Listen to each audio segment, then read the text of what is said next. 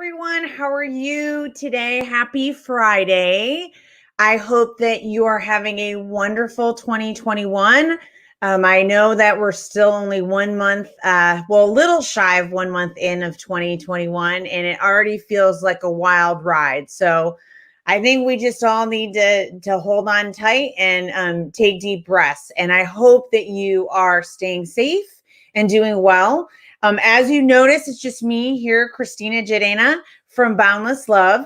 My partner and hubby is not here right now. He's a bit busy and says his condolences, but he will definitely be back next week. Sometimes it's great as a couple to do your own thing and then reunite, makes it so sweet. So thank you for being here. Thank you for being such an awesome audience.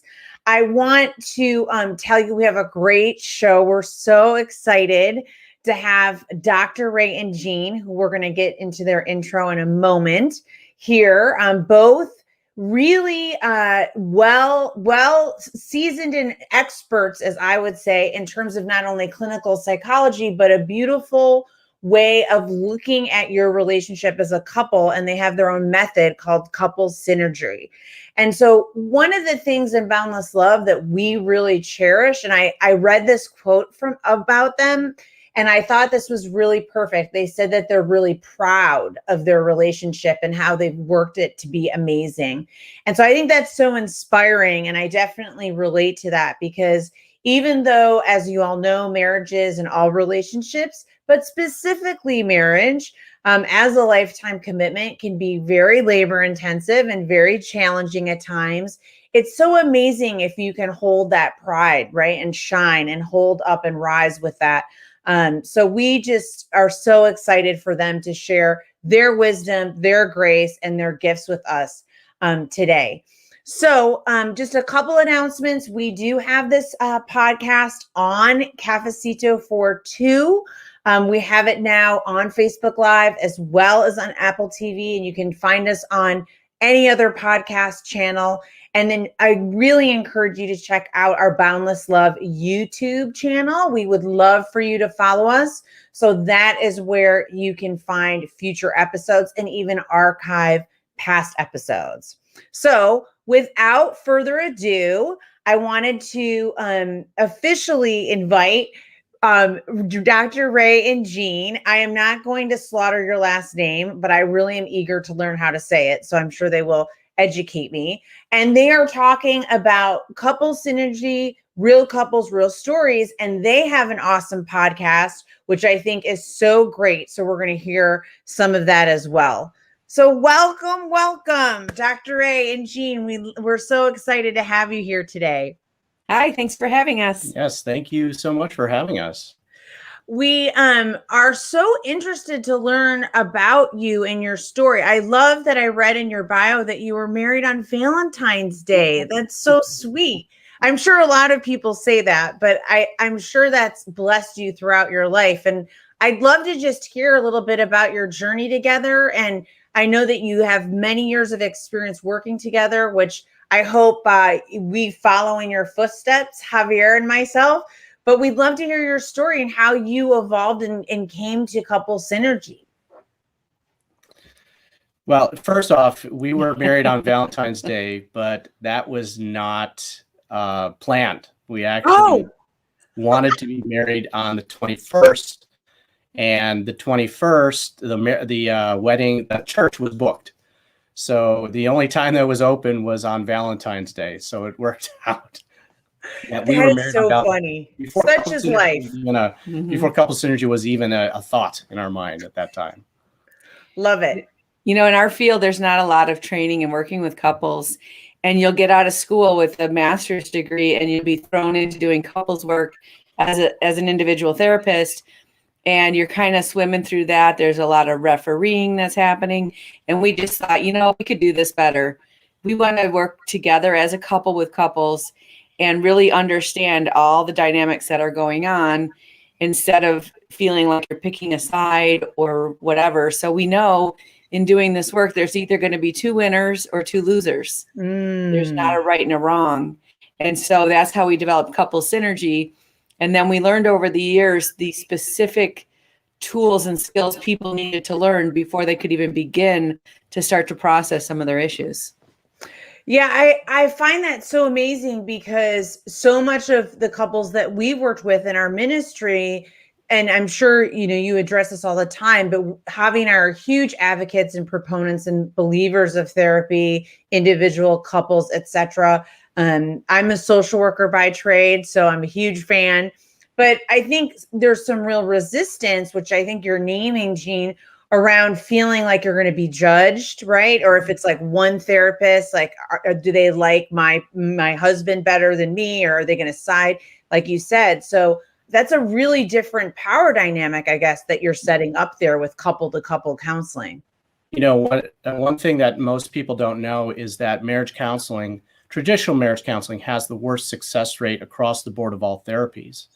And it's mainly because there is very little training in working with couples. And my dissertation was specifically about how an individual therapist needs to be, considering the gender bias that occurs, when you're meeting with a couple. And so when we work with a couple together, we're able to balance that gender bias right off the bat and get down to work with the couples. Wow, it sounds really expedient and efficient and also really safe. I'm sure people feel that. Yeah, safety is probably the first step of working on a relationship, because if it isn't safe, then you can't expect anyone to become vulnerable. It's actually putting them in a bad position. And so if they can't learn to be safe with each other, which means no name calling, no contempt, being kind to each other, then they can soften and open up and do the more vulnerable work. Right. Yeah. And that's so interesting too, because like you said, if you don't have the right balance, because like you said, there's no training there, but also it is a dynamic relationship, right? You have to measure or plan in for some kind of fit, I would imagine, right? At least in my experience in therapy, sometimes it works out, right? It's nothing personal, but that you want to have that sense of safety and trust already, that you can continue that work and feel like you can go deeper, right? I'm curious about, you talk a lot about, navigating triggers. And so that is something that comes up for a lot of the couples. I mean, we work in our ministry around spiritually and emotionally preparing couples for marriage, but we also work in terms of boundless love and supporting, couples at any level of their marriage, any stage of their marriage. And I love what I read about your work in terms of managing triggers, because so much of life, because of our past, because of who we are and what we're encountering, challenges, etc., there are triggers. So I'm curious about your work around that, and what suggestions you have for couples, just practical ways that they can get through that. So we always educate people about our brains. So our brains are developed in stages. In the beginning is just the hindbrain, the reptilian brain. It's very reactive. It only concerns our food and safety. And we all fight from that place. So healthy couples and unhealthy couples, when they get triggered, they're going to kind of do the same things. They're going to lose it. They're going to name call. It's not pretty, because we're in that place of fear and we're just reactive. And then that part of us has no relationship to time. And so when we feel an emotion, we feel all of the emotion. So what might be happening right now is only 15% of the issue. And it's sitting on that 85% of history. And we feel that full emotion when our partner kind of steps on, we call it the iceberg. And you can't resolve anything at that time. And that's probably the very first thing we teach is, you have to cool down first and get out of that fight or flight response before you can even start a dialogue, to have a conversation, and then to work on deeper healing. I think the word trigger kind of has a bad connotation to it, and so sometimes we'll exchange that with the word activator, that sometimes we get activated, and that is actually pretty much, it's inevitable in any relationship where you're going to be activated, right? A lot of your past issues and everything from the past is going to be activated at some point in the relationship, and your partner is the one that is going to do that inadvertently. I mean, they're not doing it intentionally, Sure. or maybe they are, and maybe that's a different topic altogether, right? Okay, but that's a whole activation, other conversation. Absolutely right. But that activation is is bound to happen, and most couples aren't really trained on how to handle it when it comes up. Especially when they're going through the developmental stages of a relationship. Can you tell me more about those developmental stages? Because I think that's so key. So much of what we see, especially in the preparation for marriage, and I'm sure you see this as well, is with the infiltration and exposure or overexposure, depending on your opinion, of social media and like pin interest perfection, right? Of like always comparing myself, like, am I pretty enough, or is my wedding nice enough, or like this is what my marriage needs to look like, or my relationship should look like this, and trying to aspire to this idea that's actually not obviously very grounded in reality. So I'm curious about what you all think of that, and then if you want to lay out or any piece of the developmental stages, because I feel that as you do get seasoned in your relationship, one of the cool things about getting mature in your relationship is you let go of some of that. Absolutely. If you think about in the beginning of your relationship, where did you live and how much money did you have? You're trying to put a foundation of life together. And so say you get a house. Well, the house doesn't have furniture and it doesn't have pictures on the wall, and you haven't turned it into a home yet. And as you're in a relationship for years and years and years, and having common experiences, it's that concept of the two shall become one, but it takes about 25 years for that to happen. So what's happening in the beginning, when we first meet someone and we start falling in love, we get a little taste of what that might feel like. And so it's our brain chemistry is, we can live on sunshine and rainbows. We don't care if we eat. We don't care if we sleep. And it's sort of like this idea of this is what you could have if you hang in there and really merge as two human beings. And then you get into the transitional phase, which lasts. There's many different cycles we go through, especially if you introduce children into the relationship, and careers that you're developing, and even yourself as an individual, what you're talking about, like the comparing yourself. Mm-hmm. I'm 54 now, and that game ended a while ago. Congratulations. That's awesome. And it feels so much better. And I think for you as well, we both had to mature to that place. And then it gets lovely because, we're not getting younger, but everyone else is still young. But there's such a depth and a richness that you have with the person that you've hung out with for this long. We'll be married 23 years and dating 24 years. We were dating a year before we got married. And our kids have been out of the house for 4 or 5 years. Yeah. And that was a really great stage to get into. But it's really difficult when you got little kids and you're busy, and there's just schedules are, just brutal. Yes.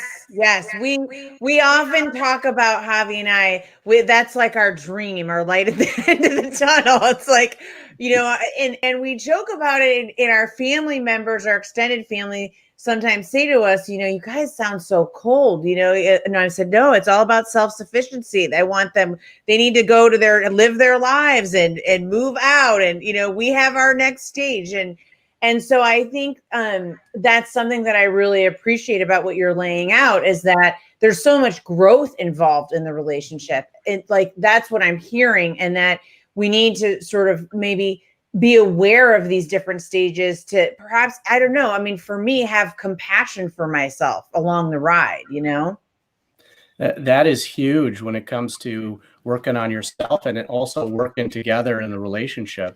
That compassion piece that you're mentioning there, right? Most couples, they don't, a lot of couples today in our world, they don't get the chance to really go through those later developmental stages, and, they unfortunately get divorced, and then they start things over again in a new relationship. Right. And do you feel like that is, in terms of, your clinical expertise, when couples do divorce, do they arrest that? I mean, is it like are they serious? They must be emotionally starting over again in another relationship. Is that accurate to say that? That actually is very accurate. Yeah. There's growth stages that we go through individually. And, it's kind of like you can only do so much self work, right? Mm-hmm. And when you're in a relationship, it's like being in the game, in the real game. And that's when you are truly learning about yourself, reflected through the eyes of your partner, right? And so we get wounded through relationship and we heal through relationship. And so when a couple stops the relationship, they stop that potential for growth. And then they are going to restart it in the next relationship.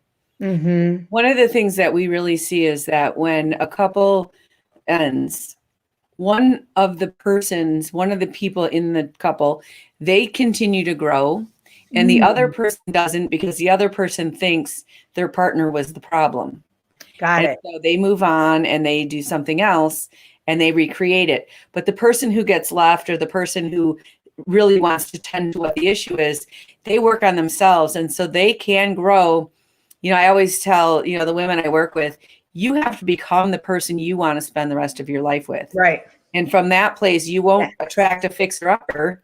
You're going to attract someone you like as they are, and then you can grow together. And, with the men, what I'm helping them with is really staying in integrity and being able to live in their truth authentically and not just collapse themselves within a relationship and do what their partner is telling them to do, right? They're the only ones that can know how to be a good man, a good father, and a good husband in this world.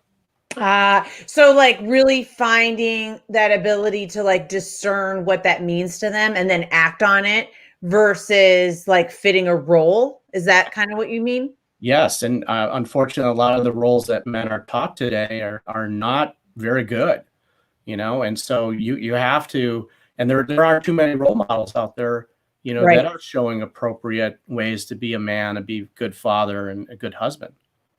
Yeah, that's something that Javi totally concurs with. I mean, is completely on the same page with you because that, in his own personal growth for both of us in terms of my relationships with other women and also his relationships, his friendships, obviously with other men, and being able to discuss openly and being vulnerable around who you are in terms of your identity.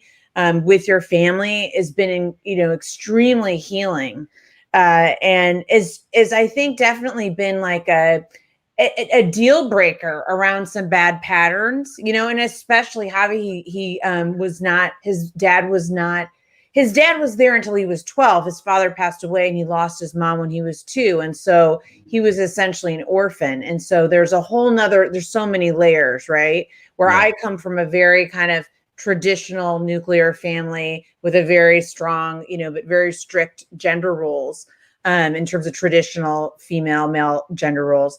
And so it's also really interesting to kind of look on ourselves as we in our marriage, even now, and how we've grown, in our own concepts of who we are in our marriage and our gender roles and what it means to be a good wife and what it means to be a good husband. Do you see that in your couples, that they maybe have really rigid expectations of those roles? So we always start with a couple. We recommend the book, The 4 Agreements by Don Miguel. Yes, great one. Yeah. And it talks about the domestication process, which we all go through. And it's always fantastic and, so perfect how we will always attract a partner that knows the opposite of our dance and which is the same dance. And that thing that we are attracted to drives us crazy in that relationship. And so it's this concept of the morning of life, and that's a Jungian concept. And then going into the afternoon of life, many people never get to the afternoon of life. And the afternoon of life is where you design your life beyond the roles that you've learned. Mm-hmm. And you get in the driver's seat of your life and you create something completely different because your partner has a different background and you have a different background. You're able to create what we call the couple personality that is a whole different thing that you can feed and is alive and grows. And it's beyond anything you were ever taught. Oh, it's beautiful that there's so much hope and healing in that. So much of our conversations with couples, especially when they're preparing for marriage, is around kind of you are your own family now. Like, what do you want to create? Looking at your family of origin, looking at your cultures, what traditions mean something to you, what don't work for you, and just like you said, really creating this sort of third entity or this third way. That to me feels really exciting. That actually is the reason why we named our work Couple Synergy. And the word synergy is that, the whole is greater than the sum of the parts. Got it. So another question that I'm curious about, and I'm sure you get asked this a lot, but during COVID, I'm curious about your experiences. Like, do you have suggestions around, because, one of the things we experience ourselves, Javi, myself, and our girls, we're all at work and in school in the same 1,800 square feet. So I'm sure you can relate or understand how that plays out. And proximity is something when you have a lot of close proximity for a couple months. Now we're on like 10 months, right? This is like, and not necessarily with a clear end in sight. We're very blessed and fortunate that we're in a very safe environment, right? We don't necessarily have to deal with what a lot of other folks are risking their lives all the time. But I'm curious around, what is your take around how COVID is playing out for people, how they can really manage that anxiety and that close proximity in their relationship so it doesn't overwhelm them? Because it's definitely a different set of challenges. I find COVID to be a really fascinating time that we're in, because one of the main problems we always saw was that nobody was spending any time together. They were so busy working and going to school and doing the logistics of their life that there really wasn't enough time just to have, dinner together or common experiences. And so we've kind of all been forced into we call it the COVID bubble, right? But it's our families, and we have to deal with each other. And we don't have things that we used to do, that we don't have the commute to work or other things that take up a lot of time. And so we have more time to be together and to have common experiences, because everything we do that's distracting, like watch TV, it gets really boring. Right. And so we've played more games. We've done more hobby type of things. We've gone just to get a change of scenery on different hikes, and we've gone and stayed in Airbnbs just to really change it up for a couple of days. And it's amazing what you have to be creative and stuff. And I think human beings have lived like this on this planet for a long time, until, probably 150 years ago. So I think when we emerge from this, we're going to emerge as better families and better couples. Oh, that's awesome. Yeah, I think also this generation, I see this in our daughters. This is a real huge gift to have so much time with them, and for them to have that imprinted, right, experience of this quality time. And you're right, the before COVID was radically different. It was running on empty, 120% for sure. Yeah, one of the things that, we suggested to people was just lower your expectations. I mean, you can't run at 120% like you were prior to lockdown and everything, right? And so we have to take a step back. We have to take a look at, what is truly important. And if there's anything that COVID has given us as an opportunity to really take a look at all of our relationships and really, find gratitude for what we really have, right? And, one of the things we also, kind of preach with couples is they need new experiences. Right. New experiences are really important, and that quality time without distraction is really important. And now through COVID, we really have been able to highlight that, because now they see what that is like, being in the same household all the time, and seeing each other for a lot more hours than they did prior to all of this. Yeah, no, I really appreciate those insights. I think it's really hopeful for our audience to see, like you said, these hidden blessings and the gifts there.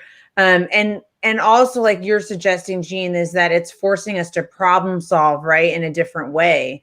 And I do relate to that, because I think for so many of us, we got in ruts, right? There's just routine and even a kind of, I mean, you're talking about survival, like fight or flight. It was like, we felt as a family very much a slave to our schedule.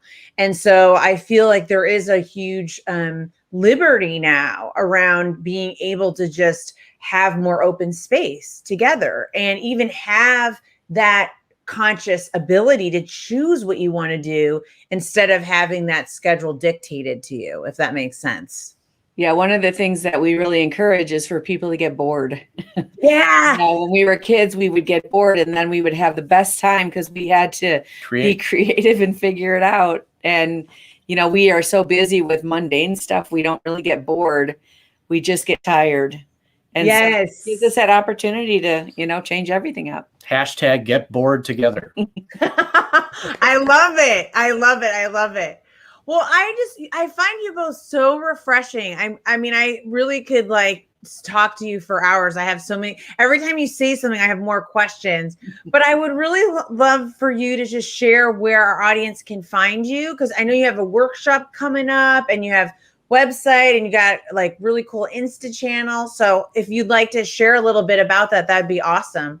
Sure. Our website is couplesynergy.com.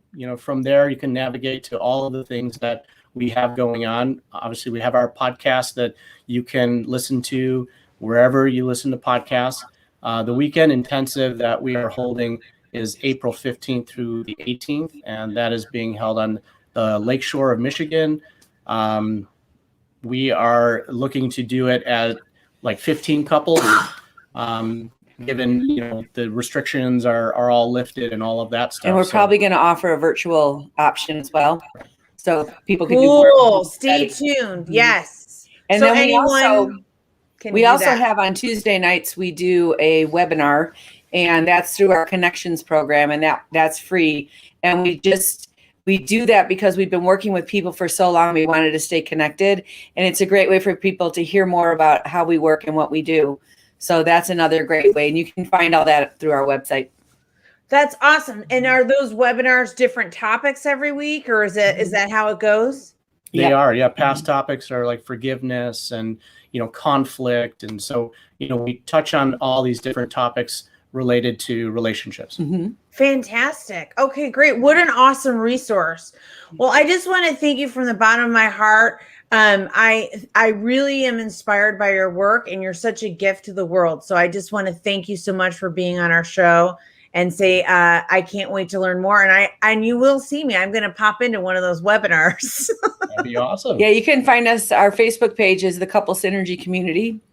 Okay, great. And we'd love to see you there. And you guys reached out to us to have you on us on your show. That's great. So thank you very much for asking us. Of course. You learn in life, right? It doesn't hurt to ask, right? You just got to sometimes put yourself out there. So, well, take good care, guys. Thank you so much. It was really fun. Thank you. Next time.